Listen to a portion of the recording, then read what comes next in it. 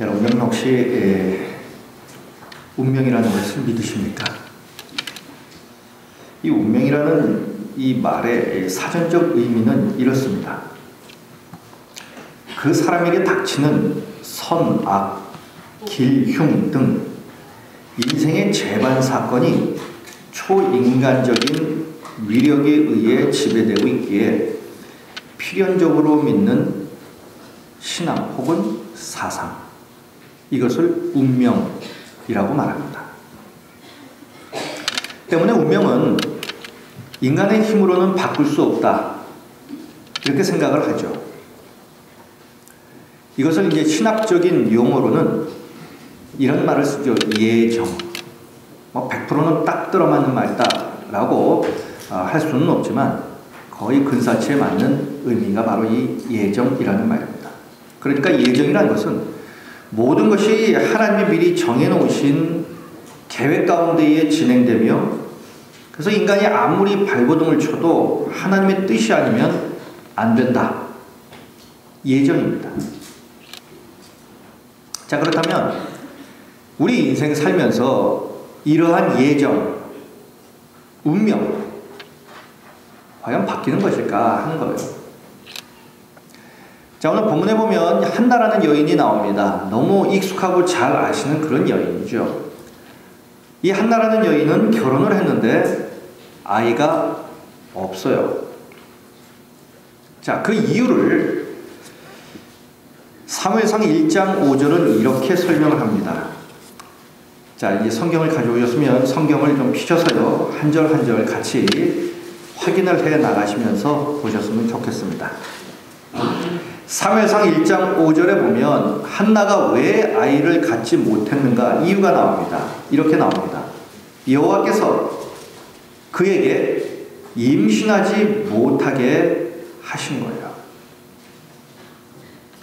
자, 성경은 한나가 아이를 갖지 못한 것은 하나님께서 임신하지 못하게 하셨기 때문이다 라고 밝히고 있습니다.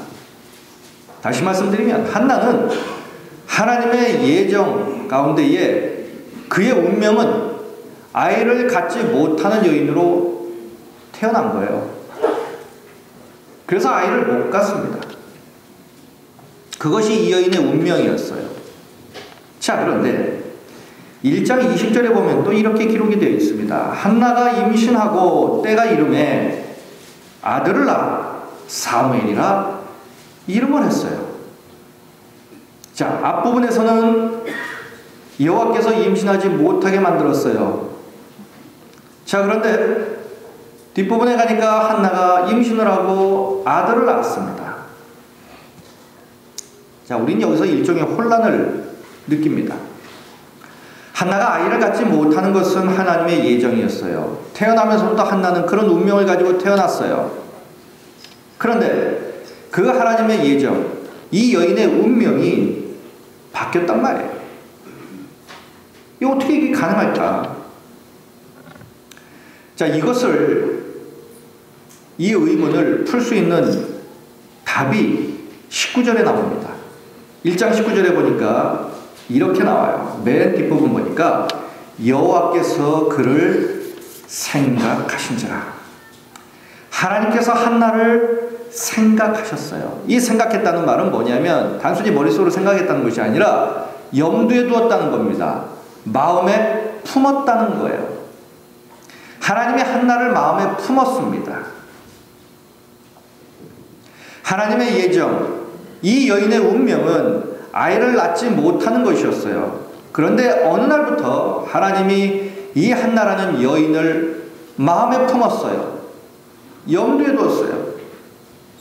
그러자 그 여인의 운명, 하나님이 예정해 놓으신 그것까지도 바뀌었습니다. 하나님이 생각하시니, 하나님이 염두에 두셨고 이 여인을 하나님이 마음에 품으시니 하나님의 뜻을 당신이 바꾸셨어요. 그래서 한나의 태를 여시고 아이를 낳게 하셨단 말이죠. 자, 그런데 여기 한 가지 질문이 있습니다. 자, 그럼 어떻게 해야 하나님이 생각해 주시느냐는 거예요. 하나님이 염두에 두시고 하나님이 당신의 마음에 품어주시느냐 하는 겁니다. 어떻게 해야? 자, 이 한나의 경우에 보니까 하나님께서 아무튼 누구든 당신의 마음에 품어주시기만 하면 그의 운명도 바뀌는 이 놀라운 역사가 일어나는데, 그러면 어떻게 해야 하나님이 우리도 하나님 당신의 마음에 품어주시느냐 하는 거예요. 그 이유가 오늘 본문에 나옵니다.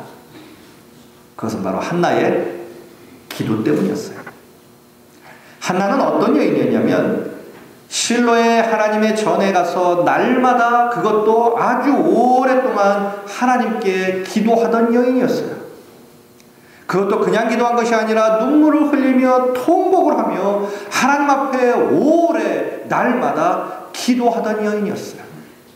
그래서 하나님을 향한 이 한나의 기도의 특징은 세 가지로 나타납니다. 첫째는 통곡이에요.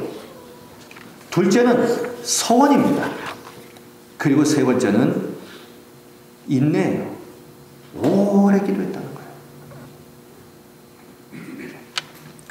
한나는 하나님을 향하여 통곡의 기도를 했어요. 서원의 기도를 했습니다. 오래 기도했어요. 그러자 하나님은 이 한나의 이 기도를 들으셨어요. 그리고 한나를 생각하시고 염두에 두시고 하나님 당신의 마음에 이 한나의 여인을 품으셨어요. 그러자 드디어 이 여인이 아들을 낳습니다. 하나님으로부터 인생의 가장 귀한 선물을 받은 거예요. 얼마나 이 여인이 기쁘고 감격스러웠는지 오늘 본문 24절부터 보니까 저절된 후에 이제 그 아들을 데리고 실로 하나님의 전으로 올라갑니다. 올라갈 때 그냥 올라가지 아니하고 24절에 보니까 숫소 3마리와 밀가루 1에바와 포도주 1가죽부대를 가지고 올라갑니다. 그러면 이 숫소 3마리, 밀가루 1에바, 포도주 1가죽부대는 어디에 쓰는 물건입니까?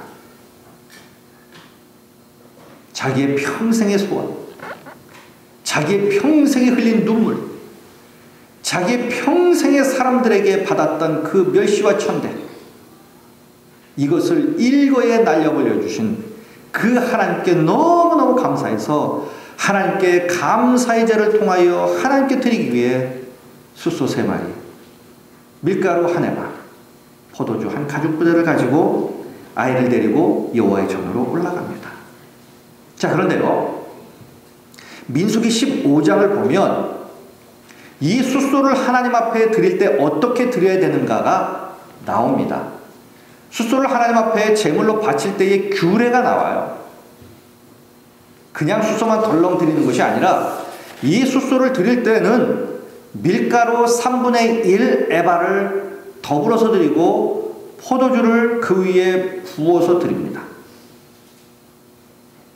소위 말하면 숫소를 드린다는 것은 번제를 드리는 거예요. 감사제를 드리는 것이고요. 그 다음에 거기에다 밀가루를 드린다는 것은 이것은 바로 소제입니다.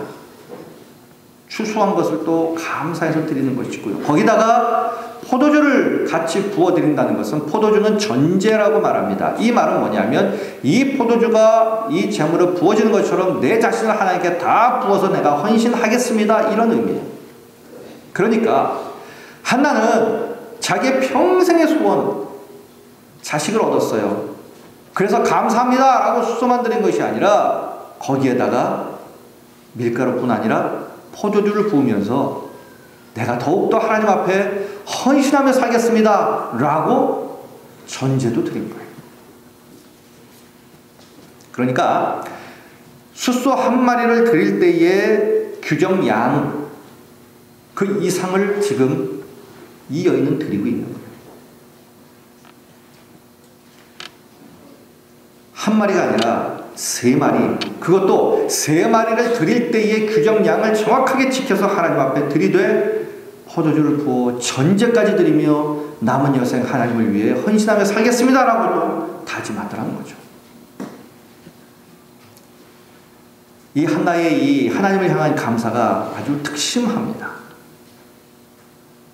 받음으로 입술로 감사로 끝나는 것이 아니라 이 한나는 하나님 앞에 감사를 표현했어요. 그것도 풍성하게.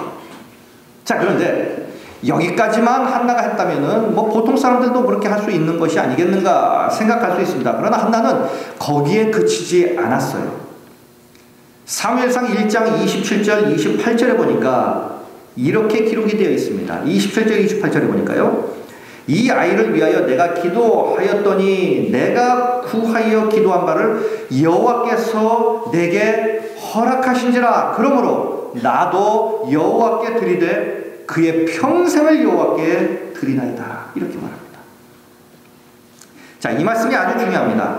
지금 하나님은 한나에게 기도의 응답으로 아들을 주셨습니다. 그런데 한나는 아주 풍성하게 숫소 3마리를 하나님께 드리고 밀가루와 전제까지도 드렸습니다. 그런데 그것으로 그치는 것이 아니라 이에 더하여 하나님이 주셨으니 나도 하나님께 드리되, 누구를 드립니까? 하나님이 주신 그 아들 사무엘을 다시 하나님께 드리더라는 거예요. 하나님이 주셨으니 이젠 나도 하나님께 드린다는 거예요. 무엇을요? 숫소 3마리로 끝난 것이 아니라 하나님이 주신 것, 아들 사무엘을. 그리고 한나가 하나님 앞에 기도합니다. 그 기도가 바로 2장 1절부터 10절까지 나오는 내용이 한나가 사무엘을 드리고 난 다음에 드린 기도예요. 자, 그런데 놀라운 것을 한번 보겠습니다. 한나의 기도는 이렇게 시작합니다. 2장 1절에서 이렇게 시작하죠. 내 마음이 여호와로 말미암아 즐거워하며 내 뿔이 여호와로 말미암아 높아졌으며 내 입이 내 원수들을 향하여 크게 열렸으니 이는 내가 주의 구원으로 말미암아 기뻐함이니라. 자, 이렇게 말합니다. 지금 한나는 하나님께서 주신 그 귀한 선물, 자기 목숨보다 더 귀한 선물, 자기의 눈물을 일거에 날려버린 그 아들, 자기의 서름과 자기의 한 맺힌 그 마음과 서름, 그리고 사람들의 그 어떤 조롱, 멸시, 이것을 한순간에 다 날려버린 그 아들, 그 아들을 받고 얼마나 기뻤겠습니까? 그 아들을 가슴에 품고 얼마나 기뻤겠어요? 그렇게 기뻐합니다. 그런데 그 아들을 하나님 앞에 드리며 그가 기도하는데 뭐라고 기도합니까? 내 마음이 여호와로 말미암아 즐거워하며 내 뿔이 여호와로 말미암아 높아졌으며 이는 내가 주의 구원으로 말미암아 기뻐함입니다. 이렇게 기도하더라고요. 제가 왜 여기서 이 말을 2번이나 제가 읽었냐면, 이 한나의 기도에 보면 이 기도가 좀 이상해요. 왜냐하면 이 긴 한나의 기도에서 자기가 낳은 아들에 대해서는 단 한마디도 언급이 없다는 거예요. 지금 이 한나가 그 낳은 아들, 그 아들 사무엘을 하나님 앞에 바치며 하나님 앞에 기도하고 있는데, 그렇다면 기도는 당연히 이래야 되지 않겠습니까? 하나님 아들 주셔서 너무 감사합니다. 내 소원을 이루어주셔서 너무 감사합니다. 내 한을 풀어주셔서 너무 감사합니다. 이 아들이 나에게 얼마나 사랑스러운지 모릅니다. 이 아들 주셔서 너무 감사합니다. 뭔가 이 아들에 대해서 뭔가 감사하고 그 아들에 대해서 뭔가 기도가 있어야 되잖아요. 그런데 그의 이 긴 기도를 보면 단 한마디도 아들에 대한 말이 한마디도 나오지 않아요. 이 아들이 보통 아들입니까? 평범한 아들이 아니에요. 천신만고 끝에 자신의 생명과 같은 아들을 선물로 받았어요. 정말 날마다 울며 통곡하며 하나님께 매달려 얻은 그 아들이에요. 보통 아들이 아니라는 거예요. 자기의 운명을 뒤바꿔버린 아들이에요. 하나님의 예정까지도 바꿔버린 그 아들이에요. 그렇다면 그 아들을 가슴에 품고 얼마나 감격을 했겠냐는 거예요. 그렇다면 당연히 이 아들을 주신 하나님 앞에 감사 기도를 드려야 되지 않겠습니까? 그런데 하나님이 주신 그 선물 아들에 대해서는 단 한마디도 지금 나오지 않는 거예요. 정말 어렵사리 그렇게 아들을 낳았다면 사무엘상 2장 1절의 기도는 이래야 되지 않습니까? 한나가 기도하여 이르되 내 마음이 아들로 말미암아 즐거워하며 내 뿔이 아들로 말미암아 높아졌으며 내 입이 내 원수들을 향하여 크게 열렸으니 이는 내가 아들로 말미암아 기뻐함입니다. 이렇게 기도해야 맞는 것 아닙니까? 아들로 말미암아 즐거워하고 아들로 말미암아 내가 높아졌고 아들로 말미암아 내가 기뻐하고 감사합니다. 이래야 되잖아요. 그런데 이 한나는 그렇게 기도하지 않아요. 아들 대신에 여호와로 말미암아 내가 즐거워하고 여호와로 말미암아 내가 높아졌고 여호와로 말미암아 내가 기뻐한다고 지금 기도하고 있는 거예요. 하나님이 나에게 주신 그 아들 사무엘로 말미암아 기뻐하고 즐거워하는 것이 아니라 하나님이 나의 기쁨과 즐거움의 대상, 나를 근본적으로 기쁘게 해주시고 나를 근본적으로 즐겁게 해주시고 나를 근본적으로 높여주시고 행복을 주시는 그 하나님으로 말미암아 내가 너무 행복합니다라고 고백하고 있는 거예요. 여러분, 이 사실에서 발견할 수 있는 놀라운 중요한 진리가 하나 있습니다. 한나의 마음이 어떤 마음인지, 한나의 신앙이 어떤 신앙인지 우리는 여기서 찾아볼 수 있어요. 그건 뭐냐면 한나에게 있어서 자기의 운명과 예정까지도 바꿔놓은 그 아들은 그 다음이었다는 거예요. 아들이 그에게 기쁨과 즐거움을 주지 못했다는 뜻이 아닙니다. 아들은 너무나 소중한 존재였어요. 자기의 운명을 바꿔놓는 그 아들이었습니다. 자기의 이 한 맺힌 이 가슴에 한을 풀어준 아들이에요. 자기의 미래를 바꿔놓은 아들이에요. 그럼에도 불구하고 이 한나에게 있어서 분명한 것은 그럼에도 불구하고 그런 아들임에도 불구하고 한나에게 있어서 그 아들은 그 다음이었다는 거예요. 누구 다음이었느냐? 여호와 하나님 그 다음이었다는 거예요. 하나님은 한나에게 있어서 항상 최고의 기쁨이었고 항상 최고의 즐거움이었고 항상 최고의 행복이었고 그 인생의 항상 첫 번째였어요. 이 한나가 언제 하나님을 제대로 만나느냐?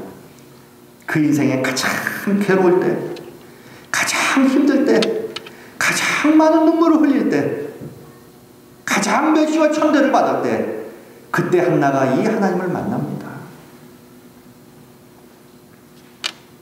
아들을 낳지 못해 사람 취급을 받지 못하는 그 상황, 한이 맺힌 그 상황, 자기의 운명을 탓하는 그 상황, 그래서 흘리는 눈물, 그 눈물의 의미와 마음에서도 눈물이 나고 있음을 아시는 그 하나님, 통곡을 하지 않을 수 없는 그 상황에서 목이 터져라 미칠 듯 외치는 그 철기의 기도를 들으시는 그 하나님, 사람에게도 외면당하고 멸시당하는 자의 그 처지를 돌아보시는 그 하나님, 한 맺힌 그 마음을 아시는 그 하나님, 그래서 그에게 눈물을 닦아주시고 반드시 응답하시고 신원해 주시는 그 하나님의 모습을 한나가 인생의 가장 어려움 속에서 가장 비참한 상황 속에서 만난 거예요. 우리 인생에 어려움이 있을 때 제일 먼저 우리가 해야 할 일이 있습니다. 그것은 하나님을 만나는 일이에요. 하나님을 만나는 일입니다. 그리고 내가 한나처럼 하나님으로부터 생각되어져야 된다는 거예요. 하나님이 나를 품고 하나님이 나를 염두에 두셔야 하는 겁니다. 하나님이 당신의 마음에 나를 품으셔야 한다는 거예요. 이 일이 제일 먼저 있어야 합니다. 이 하나님을 한나가 인생의 최악의 상황에서 만났어요. 그러자 한나의 마음에는 그 무엇과도 바꿀 수 없는 기쁨과 평안이 찾아왔어요. 바로 그 이유 때문에 한나는 그 귀한 아들을 자원하여서 다시 하나님께 드립니다. 바로 이 이유 때문에 한나의 기도는 처음부터 끝까지 여호와 하나님이에요. 하나는 지금 선물 자체보다 선물을 주신 하나님께 초점을 맞추고 있습니다. 그러자 평생 목 놓아 부르짖으며 구했던 그 귀한 아들까지도 하나님께 다시 드릴 수 있는 그러한 믿음과 용기와 은혜가 있게 된 거예요.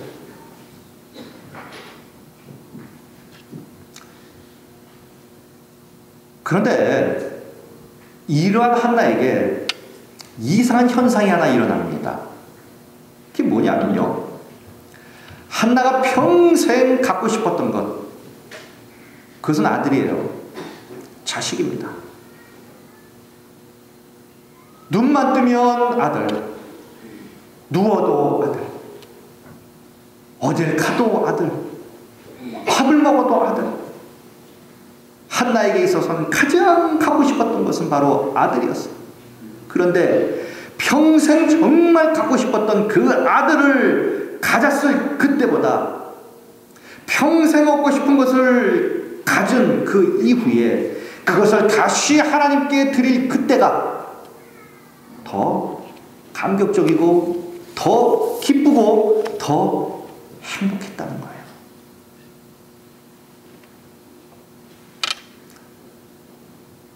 여러분, 우리가 살면서 누릴 수 있는 최고의 기쁨과 최고의 감격과 최고의 행복은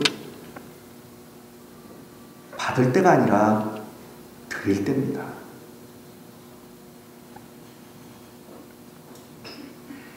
어느 분이 저한테 그러더라고요.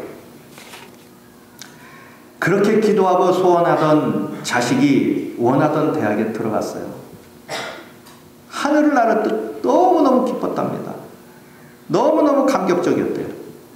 그런데 그 기쁨도 잠시 정신을 차려보니 등록금 걱정이 다가오는 거예요.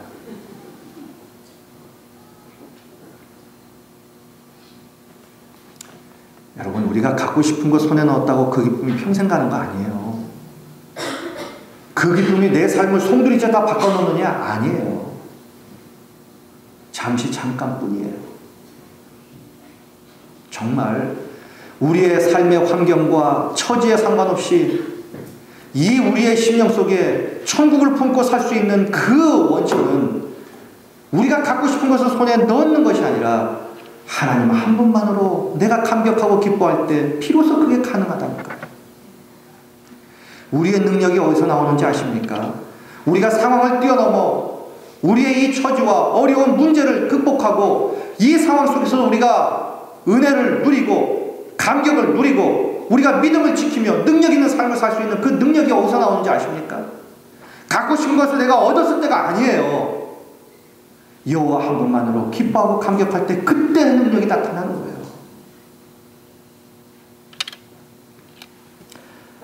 한나가 평생 갖고 싶었던 자식이에요. 그렇다면 품에 끼고 안 줘야죠. 아브라함을 한번 보십시오. 아브라함은 믿음의 사람이라고 말합니다. 그런데 하나님이 그 아브라함의 믿음을 언제 인정하셨는지 아십니까? 아브라함이 하나님이 주신 선물 그 이삭을 모리아 산에서 다시 드릴 때에 그때서 비로소 하나님이 아브라함에게 말합니다. 이제야 네가 나를 사랑하는 줄 알겠다. 그 전에는 하나님이 인정해 주시지 않은 거예요. 아브라함이 얼마나 그 아들이 귀했으면 이름을 이삭이라고 줬어요. 그 전에는 내가 웃을 일이 없었다는 얘기겠죠. 이삭의 이름의 의미는 기쁨, 웃음이에요. 하나님이 아브라함에게 얼마나 축복하셨습니까? 남의 나라 이민 가가지고 그는 참선가했어요. 거부가 되었습니다. 그것으로도 그는 기쁨이 없었다는 얘기예요. 자식을 얻자 그 자식을 그는 이삭이라고 이름 줬어요. 기쁨이라고 줬습니다. 무릎에 앉혀놓고 얼마나 그가 기뻐했습니까? 그런데 그러한 것으로 하나님은 아브라함의 믿음을 인정하지 않았어요. 언제요? 그것을 다시 하나님께 드릴 때 그때 하나님이 말씀합니다. 이제서야 네가 나를 사랑하는 줄 내가 알겠다. 능력은 하나님 한 분만으로 감사하고 감격하고 기뻐할 때 그리스도인의 능력은 거기에서 나오는 거예요. 그것이 바로 우리의 상황을 뛰어넘고 환경을 뛰어넘고 문제를 해결할 수 있는 능력입니다.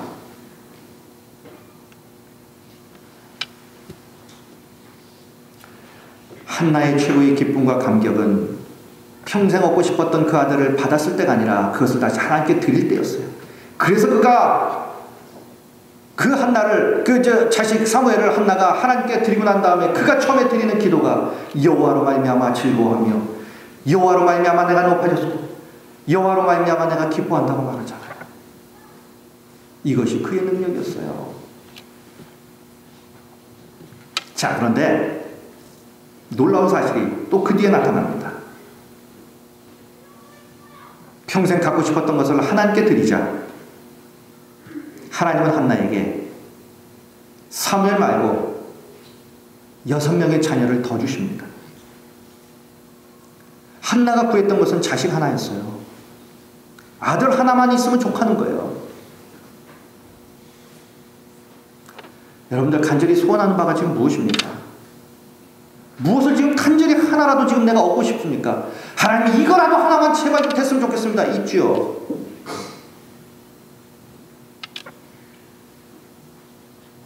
제가 어렵습니다. 이거 하나만 해결해 주세요. 그거 하나 붙잡고 삽니다.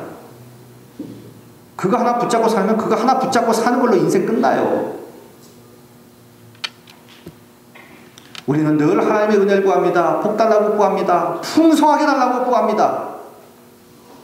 그러나 하나님으로부터 이 풍성함을 누릴 수 있는 비결이 뭐냐는 거예요. 한나는 우리에게 가르쳐 줍니다. 평생 갖고 싶었던 것을 다시 하나님께 드리자. 하나님은 하나로 끝나지 않았어요. 그 위에 6을 더 주십니다.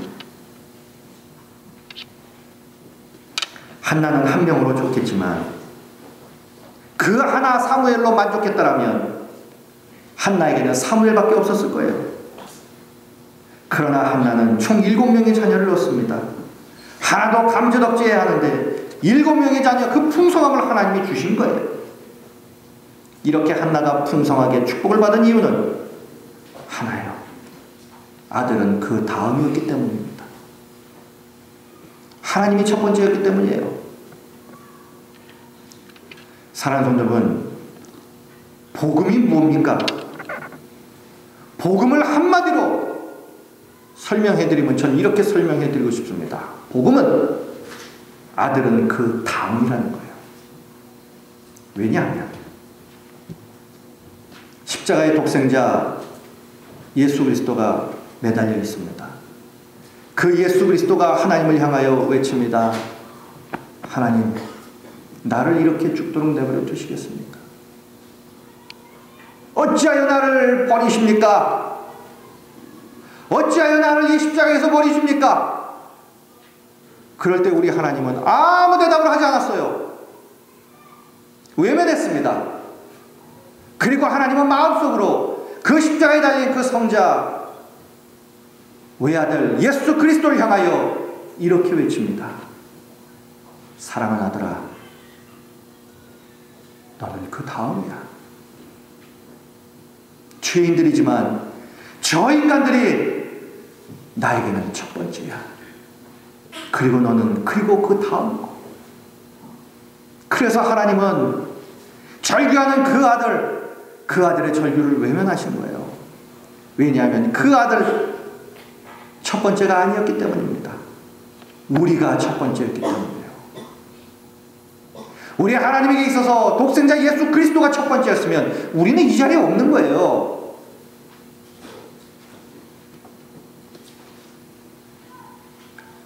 그 십자가에서 절규하는 그 아들, 찢어지는 마음으로 그 하나님을 외면하며 마음속으로 그 아들을 향하여 외칩니다. 사랑하는 아들아, 그래도 너는 두 번째야. 정말 완악하고 죄 많은 저 죄인들이지만 저 인간들이 나에게는 첫 번째야. 그래서 우리가 이 자리에 있는 거예요. 그렇다면 우리는 그 하나님께 어떤 반응을 보여야 합니까? 우리 또한 아들은 그 다음이어야 하지 않을까요? 한나처럼 말입니다. 2013년 1월 셋째 주일입니다. 시작하시면서 주일 예배 좀 잘 드려야지 결단도 하셨고요. 이거 하나만 세워지면 나머지는 끝납니다. 우리의 고민, 우리의 문제, 이거 별거 아니에요. 하나님의 첫 번째입니다. 이것만 세워지면 끝난 거예요. 주일날 일이 있을 때, 갈 곳이 있을 때 갈등도 하지 아니하고 갈 곳을 가버리고 할 일을 한다. 항상 하나님은 우리 인생의 두 번째, 세 번째, 그 인생은 과연 어떤 복을 누릴까요?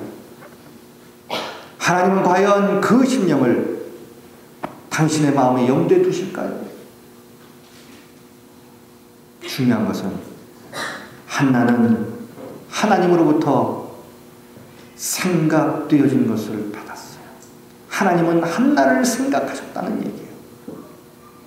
하나님이 우리도 당신의 품에 품으시고 염두에 두시고 생각하실까요? 이것만 되면 끝나요. 그러면 어떻게 해야 할까요? 우리의 모든 삶의 상황에서 하나님 당신이 내 인생의 첫 번째입니다. 이것이 되면 돼요. 그 표현이 예배의 자리고요. 그래서 이 예배의 자리가 중요한 겁니다. 그래서 이 예배의 자리가 축복의 통로인 거예요. 예배 한번 참 드려도 하나님의 복의 문이 열린다는 사실입니다. 사랑하는 성도 여러분, 주의를 지키는 것을 그렇게 가볍게 여기지 마십시오. 하나님은 다 아세요. 다 지켜보고 계십니다. 우리가 지금 이 자리에 어떤 심령으로 와 있는지도 아시겠죠?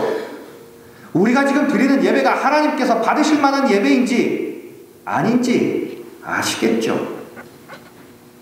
다시 한번 부탁드립니다. 그리고 축복합니다. 하나님이 우리를 생각하시길 축원드리겠습니다. 이것만 되면 돼요. 그러면 나머지는 끝납니다. 한나가 그렇게 했어요. 한나에게 있어서 하나님은 항상 먼저였고 아들은 항상 그 다음이었어요. 여러분들에게 있어서 그 아들은 어떤 것입니까? 누구입니까? 부귀영화입니까? 건강입니까? 자녀입니까? 돈입니까? 성공입니까? 회사입니까? 취미입니까? 내 자리입니까? 그것을 자랑하거나 기뻐하지 말고요. 그것을 주신 하나님을 기뻐하고 즐거워해야 합니다. 왜냐하면 아들이 하나님이 주신 것이 자랑을 넘어 우상이 되어서는 안 되기 때문이에요. 어떤 사람은 회사가 우상이죠. 어떤 사람은 자리가 우상이고 내 일이 우상입니다. 그거 가지고 벌벌벌 맵니다. 쩔쩔쩔 매요. 다른 것은 다 괜찮아도 그 얘기만 나오면 하나님 앞에 타협이 없어요. 하나님은 항상 두 번째, 세 번째로 밀려납니다. 이래서는 안 된다는 거예요. 그것은 우상입니다. 우상이 뭡니까? 항상 하나님보다 먼저 앞서는 것이 우상이에요. 자식이 위에도요, 하나님 그 다음이어야 돼요. 그래야 자식이 우상이 안 됩니다. 하나님이 어떤 분인지 깨달았던 한나는 아들을 자랑하지 않아요. 아들 때문에 인생의 궁극적인 기쁨과 행복을 추구하지 않습니다. 대신 그 아들을 주신 하나님을 기뻐하고 즐거워합니다. 그에게 있어서 아들은 언제나 하나님 그 다음이었어요. 그렇다면 우리들은 지금 무엇을 누리고 있으며 무엇 때문에 기뻐하고 즐거워합니까? 무엇이 우리들의 인생의 궁극적인 기쁨이와 행복입니까? 그것이 무엇이든 그것은 언제나 하나님 그 다음이어야 합니다. 그래야 한나가 누렸던 7자녀의 축복처럼 지금 손에 쥐고 있는 것에 만족하지 아니하고 더 풍성한 하나님의 축복의 열매를 우리가 받아 누리게 될 줄로 믿습니다. 지금 내 마음에 그리고 손에 쥐고 있는 것이 하나님 그 다음이 될 때 한나의 이름의 의미 더욱 풍성한 은혜, 이런 의미거든요. 이 한나의 이름의 의미처럼 더욱 풍성한 은혜를 우리도 누리게 될 줄로 믿습니다. 우리 모두 더욱 풍성한 은혜, 한나, 그 한나로 사시기를 주님의 이름으로 간절히 축원드리겠습니다. 기도하시겠습니다.